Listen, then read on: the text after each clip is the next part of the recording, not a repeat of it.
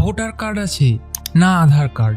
সমাজ হোক বা প্রশাসন, কেউ খবর রাখে না ওদের।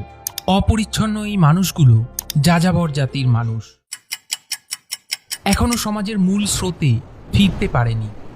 বড় থেকে ছোট সবাই ভিক্ষাবৃত্তির সাথে যুক্ত। শিশুরা কোনোদিন স্কুলে যায়নি। পশ্চিমবঙ্গের প্রান্তিক গ্রামগুলিতে এখনো দেখা যায় এদের। এই যাযাবর জাতির শিশুদের স্কুলমুখো করছেন বাঁকুড়ার মুজিবর কাজী। এবং আমি চেষ্টা করছি এদেরকে মূল স্রোতে ফেরানোর। এখন অনেক ছেলে কাজের সঙ্গে, হোটেলের কাজের সঙ্গে যুক্ত হয়েছে। অনেক ছেলে ভিক্ষা ছেড়ে দিয়ে তারা স্কুলের পথে যাচ্ছে। এদের জন্যই আমার চিন্তা চেতনা সবসময় থাকে। পেশায় সরকারি কর্মচারী কাজী প্রায় 4 বছর ধরে এই মানুষগুলোর জন্য কাজ করছেন এবং বেতনের অনেকটা অংশ তিনি খরচা করেন এদের জন্য।